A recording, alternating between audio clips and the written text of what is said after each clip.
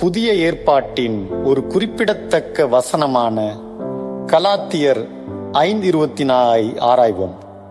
கிறிஸ்து இயேசுவைச் சேர்ந்தவர்கள் மாம்சத்தையும் அதன் இச்சைகளையும் சிலுவையில் அறைந்திருக்கிறார்கள் என்று இந்த வசனம் கூறுகிறது.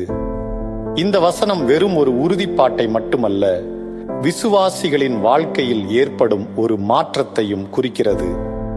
மாம்சத்தை சிலுவையில் அறைவது என்றால் பாவ ஆசைகளை விட்டுவிட்டு கிறிஸ்துவின் போதனைகளை பிரதிபலிக்கும் வாழ்க்கையை வாழ்வதை குறிக்கிறது. நமது அன்றாட வாழ்வில் நாம் அவருடைய ஆவியால் நடத்தப்பட வேண்டும்.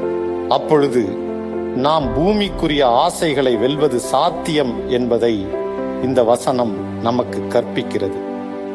ஆகையால் மாம்சத்தை கைவிடுங்கள், ஆவியில் நடந்திடுங்கள், கிறிஸ்துவுக்காக வாழுங்கள். கலாத்தியர் 5:24 படி அவர் தரும் விடுதலையில் வாழுங்கள்.